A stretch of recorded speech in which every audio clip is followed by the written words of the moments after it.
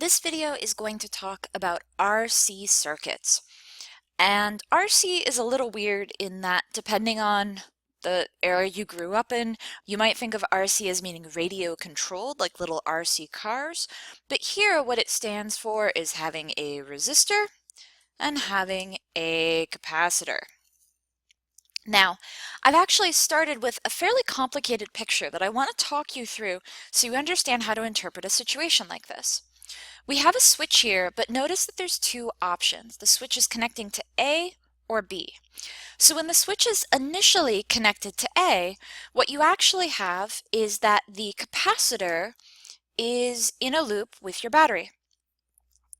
And if you notice, this is not connected to anything, which means that nothing flows this way.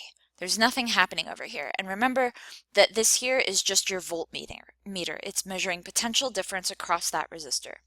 So initially, when the switch is on A, nothing's happening with this entire part of the circuit. And so all that we've done here is actually charge our capacitor to have a delta V of 9 volts. And in our original model, we would imagine this happening effectively instantaneously. So frequently you'll see a statement like the switch has been in A for a long time or something like that, so we can assume that our capacitor has been charged to 9 volts, and we then from that could figure out what the charge is on it based on the potential difference and the capacitance. Well, then imagine a situation where we move the switch over here. So what that means is that, of course, our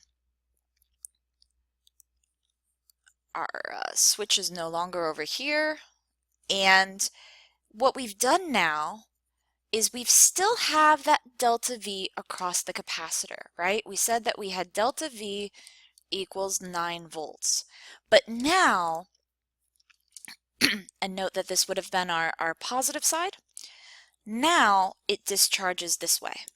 So we have a new loop, and once the switch is in B, this part of the circuit no longer matters. And all our little voltmeter here is doing is actually measuring the potential difference across this resistor. Now what we're going to be talking about in this video is what actually happens here. Because unlike a battery, as the capacitor discharges, as charge comes off of it, the amount of charge left changes. And if the charge is changing, then our potential difference is changing. But so this discharging action here is fundamentally what we want to think about when we think about an RC circuit. And what that means is frequently we are only going to draw this part. We are not going to worry about how our capacitor got charged. But just assume that if our capacitor is starting charged, we charged it somehow, and don't get too caught up on how it actually got that way. So we are beginning with a charged capacitor, and in this case we have a switch that simply is telling us when time equals 0. So we're going to fundamentally be having something changing in time, so we need to agree on our starting point, and that's just when the switch closes, that's all. So again, this little arrow you see there is just indicating the switch is in the act of closing. So right before the switch closes, we do have a potential difference across our capacitor because it's charged, but we don't have any current going through the resistor. Why? This is open. Open meaning that it's not connected, so no current is flowing. Well, if no current is flowing, then the potential difference across our resistor is 0 because V equals IR, right? So after the switch closes, we do have a current flowing, and it would be flowing from the positive side. And if we have a current flowing through, we now do have a potential difference. And we still have a potential difference across the capacitor.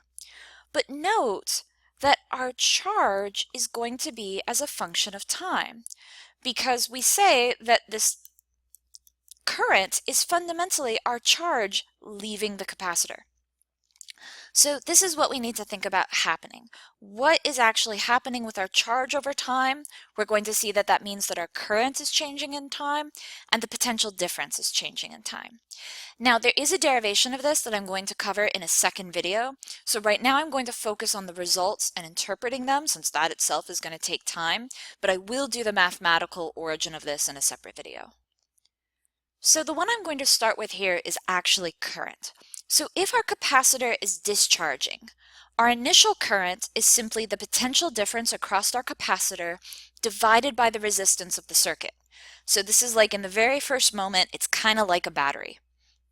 But charge can't be constant, current can't be constant, because as you pull charge off the capacitor, your potential difference is changing.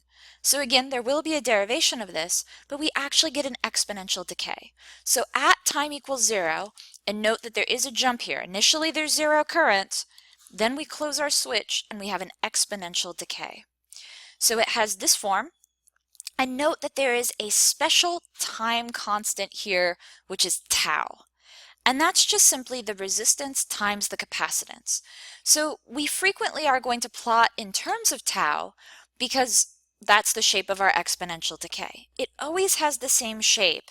And once you reach 1 tau, you have 0.37 of your original current. And where that's coming from, that's just saying that E equals negative T over tau, and in this case we have this equal to tau, so this is just e to the negative 1 equals 0.37. That's all. And so we have this exponential decay. So that's what's going to happen with current. What about charge? Charge actually has the exact same shape. It's also exponential decay. And when we do the derivation, we actually derive the formula for charge, and then we take the time derivative to get current. And so again, this exact same time constant shows up. So we've said current, we've said charge. You could say, well, what about the potential difference across the capacitor? Well, for that, you use that the charge is equal to the potential across the capacitor times Q. Oops, sorry, that's wrong. Times C. And so if we want the potential across the capacitor, we just take Q. Note that it is a function of time and divide by C. So you can think of this as your initial potential difference, and then again that e to the negative t over tau. So we see that the potential difference across our capacitor is also going to have the same shape. So this is going to come up over and over again, and we'll think a little bit separately about charging. A capacitor has to charge from something. So when you're charging it, there's frequently going to be a battery in the circuit or something else that it can charge from. But we're still putting a resistor here, which is acting kind of like a valve. It doesn't let all of the charge immediately go. It holds it back. So if we think about charge versus time, we actually get an exponential increase.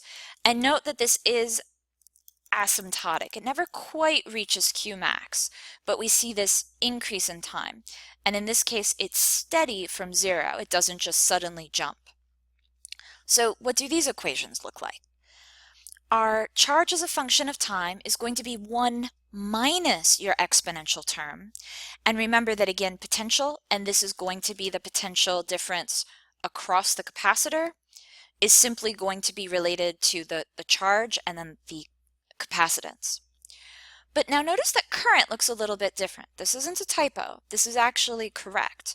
And the way to think about it is that immediately you still have maximum current flowing, but eventually your capacitor becomes having an equal potential to the battery, and at that point no current flows. So in both the charging and the discharging case, you have maximum current immediately and it exponentially decays. But for the charge on the capacitor and the potential difference across the capacitor, you have to ask yourself, well, is that increasing or decreasing with time? And again, in this exponential fashion. Note again that tau is appearing here. This is a case where you need to be really careful in your handwriting between lowercase t, which is just what is the time that you're at, and tau, which is your time constant, which is equal to the resistance times the capacitance. This is assuming that you have a single resistor and a single capacitor. If you have a more complicated system, you'll want to use equivalent resistance.